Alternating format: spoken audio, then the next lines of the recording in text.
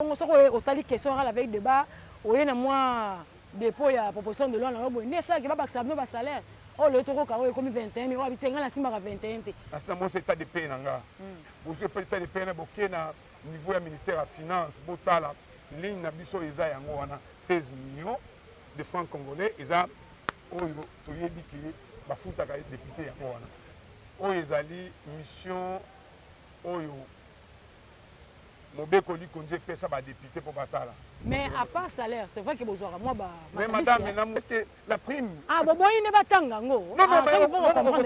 Non, la prime, moi je vous dis comme intellectuel, prime est contraignante. La prime c'est quelque chose qui est au prorata.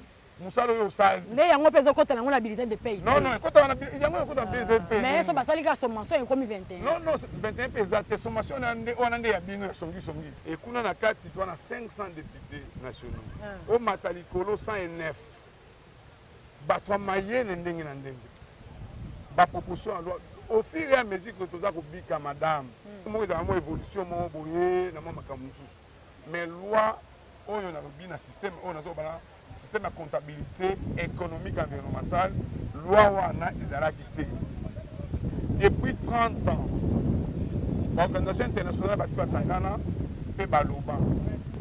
Zamba tozana yango eza monene. Mais tozwaka eloko te, toyebi ko comptabiliser yango te. Toyebi ko comptabiliser si face nyonso ya zamba tozana yango te. Et la RDC c'est le premier pays oyo ezana toubière rebelle. Mais bénéfice na biso eza place ni. Et là pour comptabilité nationale yebi mo mukeza ka nzete les bois. Mais les bois yango eza comptabilisé pe malamu te parce que tozo teka bois na moins cher. Bois na biso brandi à l'étranger eza na misolo ebele pourtant que awa balokoti yango mamusu na moins de $2 na pièce moko na green moko $5 mamusu dépense randi na matadi pe keleke de kuna sont des milliers na grimi wana moko. Mais si ça ne va pas dans un domaine de la gestion du pays, les députés nationaux, tout comme aussi les sénateurs, ils ont droit d'appeler animateurs wana aya koloba et loko nini oyo eza kosalema. Eza makamba conflit te. Eza pe makambo ya acharnement politique te. Eza nde musala oyo ba pesa biso oyo to contrôler to sunga mokonza mboka na gestion na ye.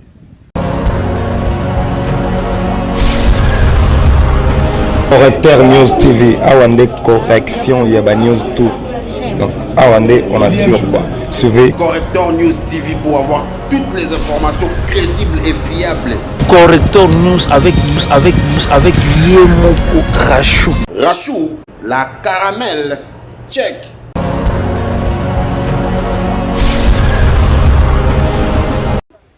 Bienvenue mesdames et messieurs, Rachou la caramel, Correcteur News TV.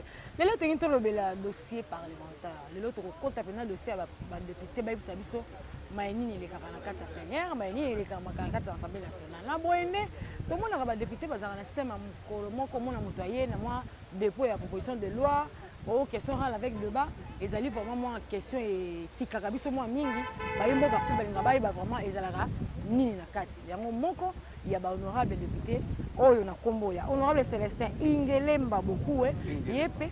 Ingelemba. Moko ya honorable député na kombo ya Célestin Ingelemba Okoué azali pe moko ya député oyo autaki bon kotika proposition de loi relative au système national de comptabilité économique environnementale. Alors suite il y a dépôt, il y a proposition de loi na ye na bonne to vito zona no moko ana na ba yimbuka. Alors botika la toujours connecté branché de côté na plateau comme ça to sola au découvrir et puis ceux qui vous allez la mituna en tout cas n'hésitez pas botina déjà ba mituna à répondre bino na ndenge sengeli. Bienvenue honorable, bonjour en tout cas ba yimbuka to annoncé bazali penza na sengo makasi ya koyeba pena mozindo alikambo. Alors pendant qu'on bande sengo pena ba mobaye babi la meilleure présentation et la motoye moko. Bon, Nazali, honorable Célestin Ingelemba, Nazali député national, Nazali Moko, il y a des députés nationaux, il y a province, il y a Tchouapa, dans le Grand Équateur, mais territoire Nangaï, il y a territoire Monkoto, et puis Nazali membre de la commission, il y a environnement dans l'Assemblée nationale. Voilà, membre de la commission environnement, ils allaient penser la commission Monkoyo et ils allaient penser à la mingité. Tout le monde y a un maman Baïzaïba, ministre de l'environnement, ils allaient bon koloba na batoke, c'est ngeli balo na banzete abi abakolo na banzete na mapango nyonso. Akosala pena campagne na yango. Kasi mikolo pe ezali a bato komona pré COP 27. Alors, avant que to kota la maman Mozindo, et c'est ngeli pena ba imboka ba yeba. Tant que honorable bokenda kosala ba dépôt ya ba proposition de loi, tant bokenda kosala ba question orale avec débat. Et bandaka ndenge nini? Bon maman, pona koyebisa yo bongo na mobeko likonzi na biso. Député aza na mission mibale ya minene. Ezali kosala mibeko. Mibeko toza nango eza Assemblée nationale. Dans le parlement. Pour Sénat pe azwaka yango pe ya kitisi. Eza ndenge moko ya vision mibale ezali kosala contrôle. Soko lobi question orale avec débat on ezali contrôle parlementaire oyo etindami na mobeko likonzi. Et puis, il y a un règlement intérieur. De même aussi, au sein de Mibeko, Mibeko, nous avons des à partir du Parlement. Ils ont mon côté, mais ils ont des missions, il y a des députés, ils ont mis balai, proposition de loi, na question avec contrôle parlementaire. Oui. Alors, tout le monde qui a un contrôle, qui a un ministre de l'économie, c'est lié, mais apparemment, dossier on dirait là, on dit beaucoup caté. Et là, il y a sa société, donc, maman, parce que quelque part là, il y a aussi un mal, c'est que les Congolais, bango mo faut pas un peu na moi bolingo autant la pena bango après wala ngepena mala baza na moi bolingo na bato batindi bango lokola ba elina bango ezama ba misolote mais le ministre de l'économie a koyaki na mbeba et puis Assemblée nationale longola ki na kitne ya bokonzi. Donc là il y a pas en tout cas et ça na moi lingala mongo ba limboka ba koloba lobi ndako elali corruption lokola pa ili pepe zate. Bon, on a ndenge bino bolobi hein. Non non, ndenge bino bolobi pe yoza mosupanzi sango. Ngana yoki yango na yokomi. Il y a pas mon journaliste musuka lobaka. Mais corruption ngo ngana. Soki yo moni kaka député moko yena ministre na koloka na te pa. Non non. Question ngana ba. Na OEP na ba de poil. Non non. Écoute, tout le banano madame. Tango na lobenga ki ministre il y a transport et communication, il y a voie de communication awa. C'est bon, ok. C'est bien pour il y a avion. Et c'est ça, il y a bon. $1. Non, non, mais la réalité, c'est que le pays n'a pas d'avion. Et comme le pays n'a pas d'avion, j'ai dit poser la question à gestionnaire et à secteur où on a un avion au Congo. Éthiopie, moi, là, comme avion, plus de 500. Mais RDC, avec la potentialité, n'a à peine un avion non, non, c'est pas normal. Pourtant que Mokonzamboka le dit sur avion.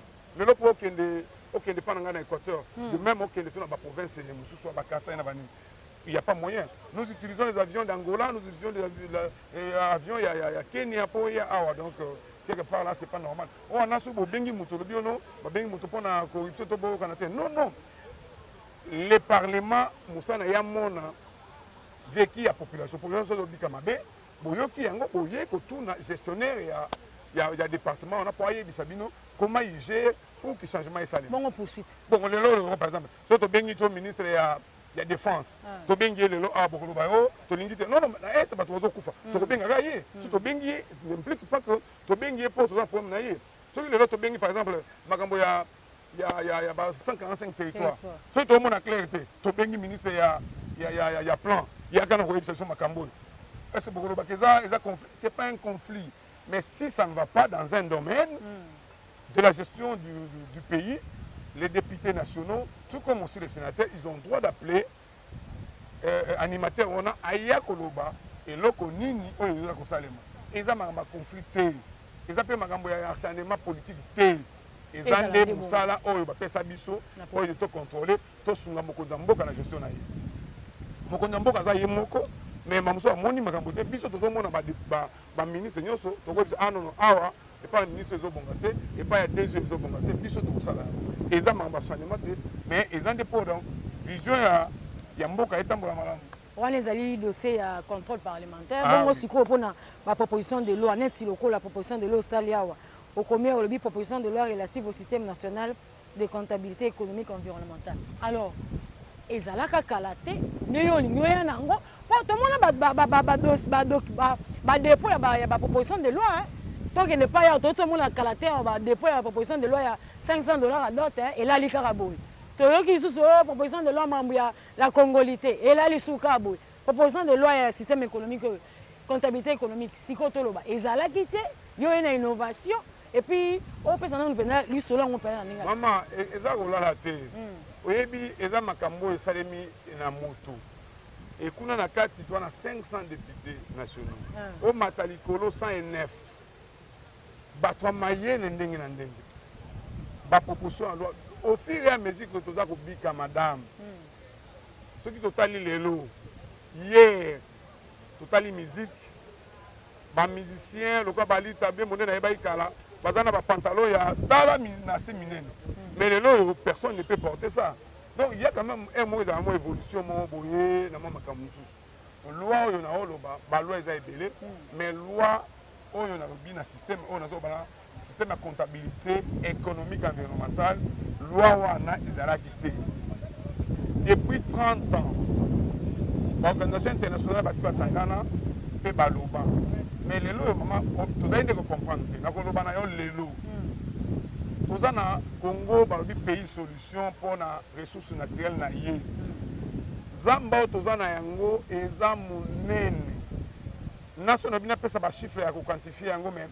Ce n'est pas exact parce que Zamba eza munene koleka bazamba ebele mais na Zamba on a ba kilomètre carré nyonso ya Zamba toza na yango tozwaka eloko te toyebi ko comptabiliser yango te toyebi ko comptabiliser surface nyonso ya Zamba toza na yango te la forêt congolaise que vous avez eza comptabiliser te na kati ya trésor public na biso ligne moko te ezali que surface oyo toza ko bénéficier boy lelo carbone na biso oyo lelo monde entier baza kobika pour RDC aza ko arriver pour séquestrer carbone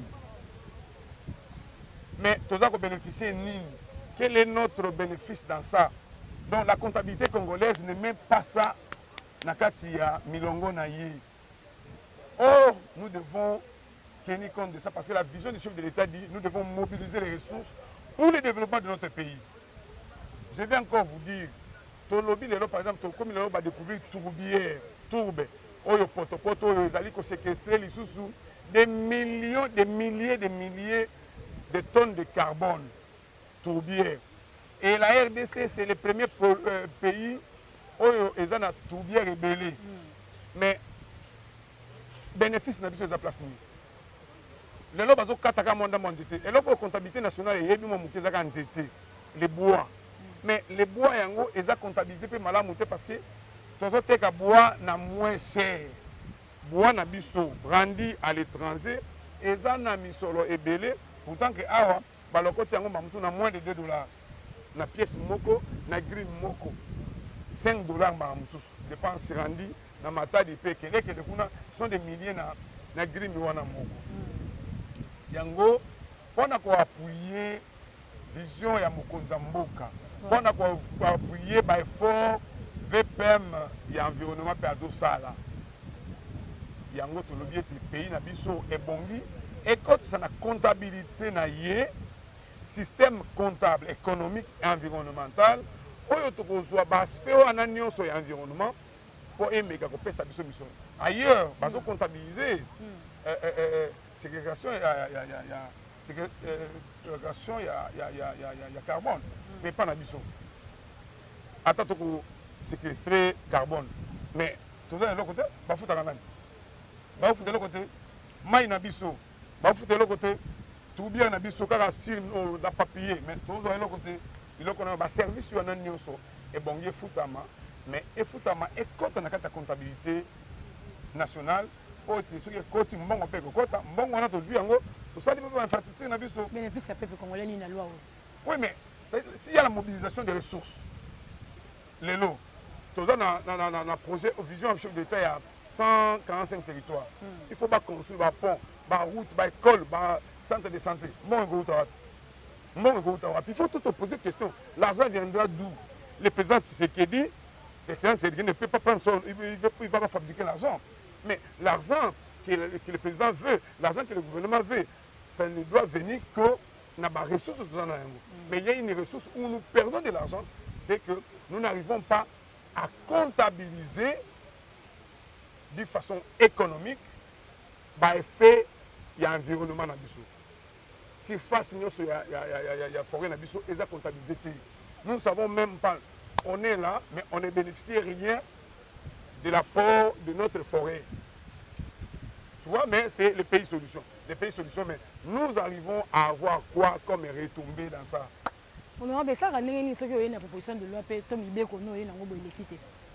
Bon, c'est l'équité, mais avant tous les avions, tous les moutouka, bandaka n'est pas comme ça. Donc, c'est l'équité, il faut faire la réponse que non, dans la difficulté, on va bâtir ça. On va bâtir ça. Dans la loi, on a une animation. Même si le gouvernement a accepté, les lois toujours exposés sous la corté.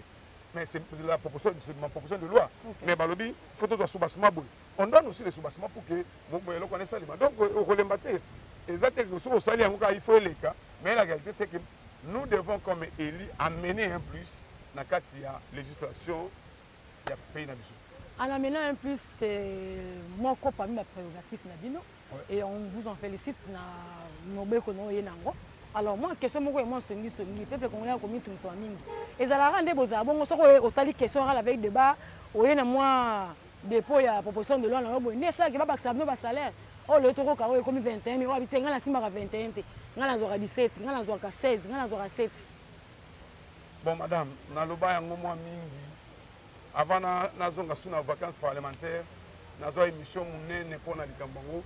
Na mona le to lobaté pour et comme le rôle a bagé, et comme le roi bagé au salaire, tout ça là, où ils allaient mission, où mon bécoli conduit que ça va député pour passer là. Maman bon au salaire, on a mon antina global, il y a loi, il y a dépôt, il y a proposition à loi. Marambona, tout le bien est belé. Parce qu'on a qui m'a pas ah bon balanda qui l'ont on dit pas balanda. Non mais la cantina le bail que non, nazana mon kanda. Nasina mon état de paix nanga. Nasina mon état de paix mbala. État de paix. Et puis vous avez état de paix na boké na niveau du ministère de finance, botala ligne na biso eza yango wana 16 millions de francs congolais eza oyo to yebi ki ba futa ka député yango wana. Ceux qui balobi avantage mususu na makambo mususu. Bon, wana ezali makambo bako la sabala que ça mikanda mais nazana mokanda oyo ozui yango OK na niveau ya ministère ya finance et ya budget au vérifier sur les alliés vrai ou vrai. Mais à part salaire, c'est vrai que besoin moi mais madame na musalo yo salaka, à part salaire ba futa kayo prime wana est pas comptable lelo tozana yo awa. So to sisi musalo mbamsuna na 10 $, na pesa to 1000 francs na pesa yo to leo na ko pesa 1000 francs, lobi pe oye to ça émission musu pe na mbongo na pesa 100 $. Alors, est-ce que la prime... Ah, bon, il n'est pas tango. Non, la prime, moi je vous dis comme intellectuel, prime est contraignante. La prime, c'est quelque chose qui est au prorata. Moussalo yo sal. Mais il y a un peu de l'habilité de payer. Non, il y a un peu de payer. Mais ça va salir la sommation est comme 21. Non, 21 pesos. La sommation, on a des abîmes, songi. Bon, ce qui honorable Fayoulou a comment il bongo. Vous voyez que depuis très longtemps, il n'a jamais été content que Tshisekedi soit président. Donc là, je ne veux pas vraiment entrer dans ça. Parce que il est l'adversaire de Tshisekedi pour le pouvoir. Mais votre confrère. Oui, mais c'est notre confrère, il est le député national. Moi, je l'aime bien. C'est le bel moment qui est le bel pour avoir salaire en tête. Oui, mais c'est bon, en fait, tout ce qu'on a. Il m'a dit que pour la mokola lelo. Vous avez vraiment dépôt, il y a proposition de loi dans l'État écosystème.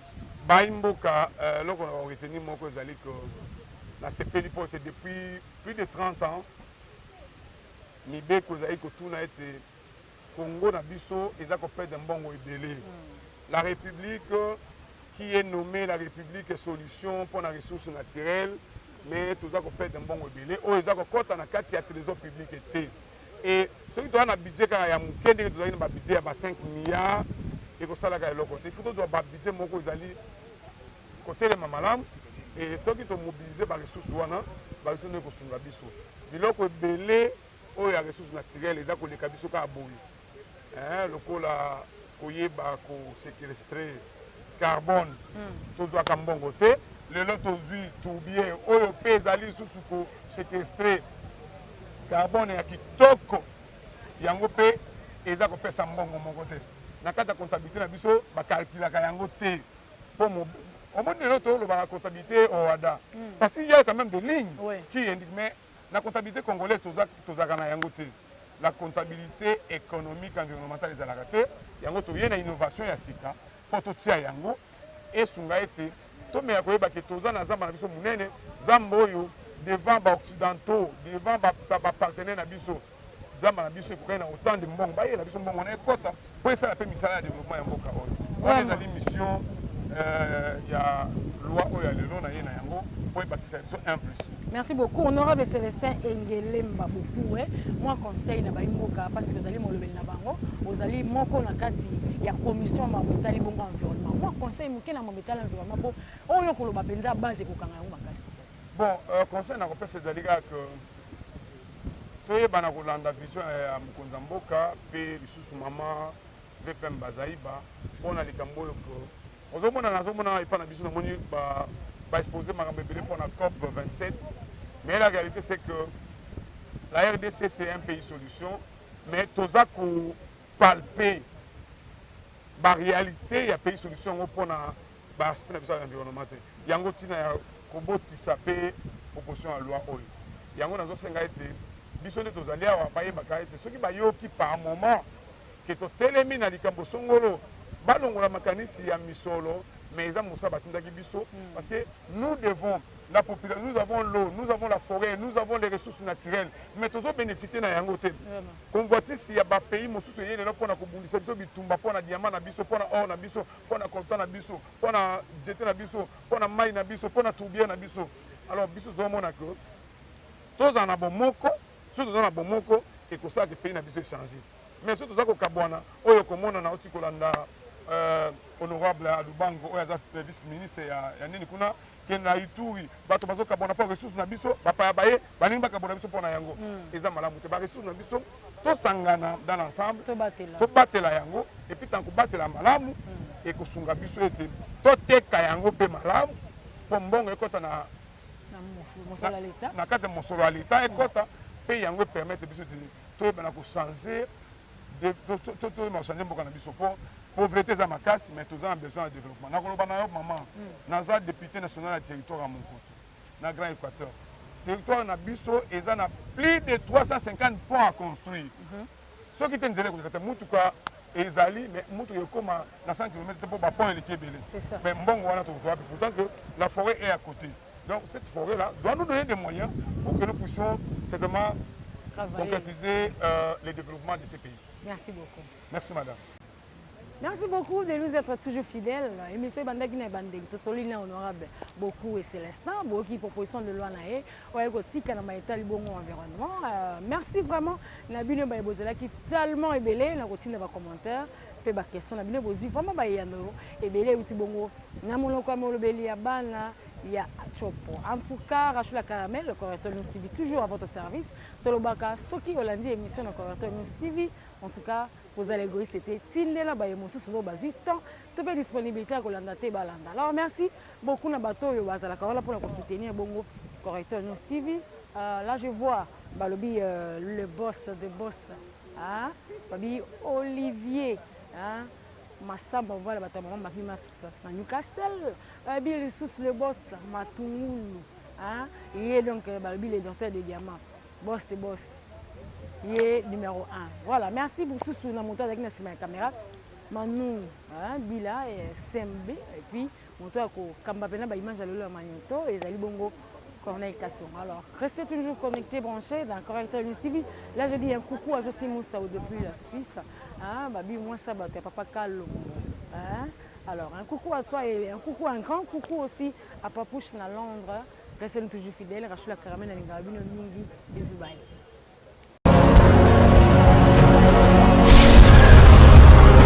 Correcteur News TV, Awande correction, il y a News tout. Donc, Awande, on assure quoi. Suivez. Correcteur News TV pour avoir toutes les informations crédibles et fiables. Correcteur News avec Yemoko Rachou. Rachou, la caramel, check.